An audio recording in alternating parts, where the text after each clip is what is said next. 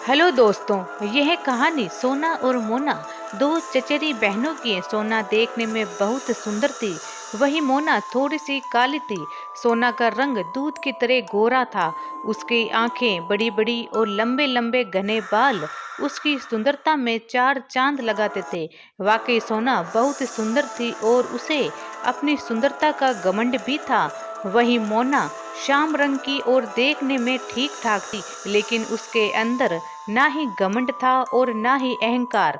वो सभी से अच्छे से बात करती थी, बहुत ही मिलनसार थी।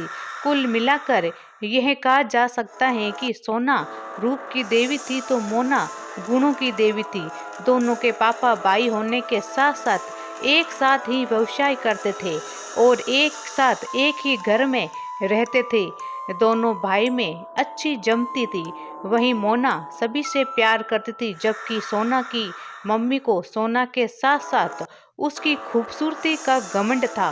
सोना की मम्मी हमेशा कहती उसकी बेटी बहुत सुंदर है, उसे अच्छा घर वर मिलेगा। और मोना और उसकी मम्मी सुनकर बहुत खुश होती, क्योंकि उन्हें लगता कि अगर उसकी छोटी बहन को अच्छा लड़का मिलेगा तो वो खुश रहेगी, और उसकी खुशी तो उसके परिवार की खुशी में ही थी।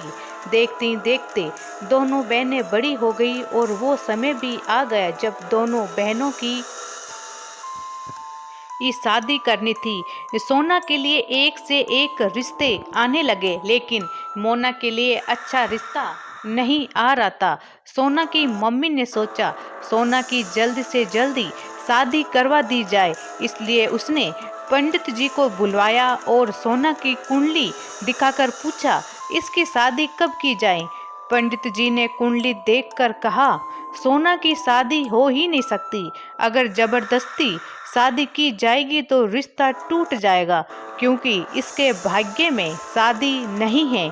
सोना और उसकी मम्मी को सुनकर गुस्सा आया और उसने पंडित को भला बुरा कह दिया, जबकि मोना की कुंडली देखने पर कहा इसे बहुत अच्छा लड़का मिलेगा, इसका भाग्य बहुत अच्छा है। जिसे सुनकर सोना की मम्मी का गुस्सा सातवें आसमान पर चढ़ गया और उसने कहा कि वो अपनी बेटी की शादी धूमधाम से करेगी। कुछ दिनों के बाद उसने अपनी बेटी की शादी कर दी, लेकिन कुछ महीनों के बाद ही सोना की शादी टूट गई और वो वापस अपने घर लौट आई। एक बार फिर सोना और उसकी मम्मी पंडित जी को बुलाकर कोई उपाय पूछा तो पंडित जी ने कहा उसके हाथ में विवाह की रेखा नहीं है, इसलिए उसकी शादी नहीं हो सकती।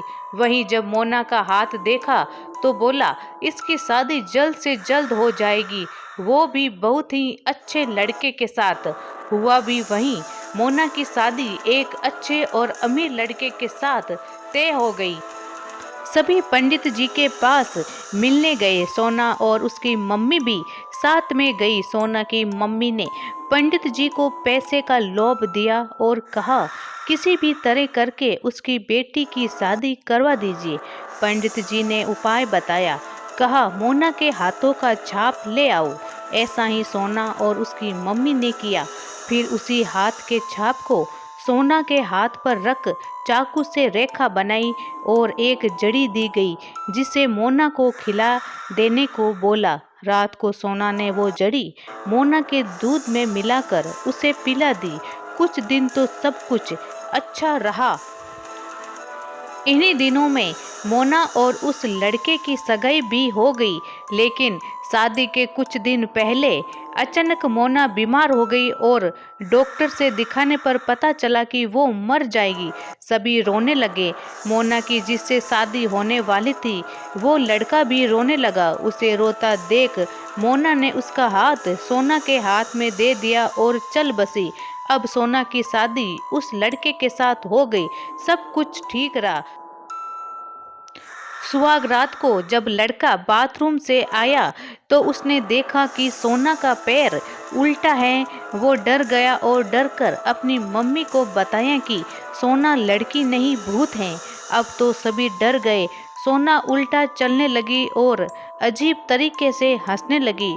उसके बाद तो लड़के की मम्मी ने सोना को वापस घर भेज दिया, जहां सोना अजीबोगरीब हरकत करने लगी। पंडित जी को बुलाया गया और पंडित जी ने जब सोना को देखा तो पाया कि उसके अंदर किसी और की आत्मा का वास है। उसने बहुत कोशिश की, लेकिन सोना ने उल्टे पंडित जी को उल्टा लटका दिया। अब तो पंडित जी डर गए। तभी एक तांत्रिक को बुलाया गया। जब उसने सोना से बात की तो सोना ने बताया उसका नाम मोना है और वो अपने मौत का बदला लेने आई है। उसके बाद उसने सोना की मम्मी को बोला वो सच सच बताए, वरना वो सोना के शरीर को नहीं छोड़ेगी।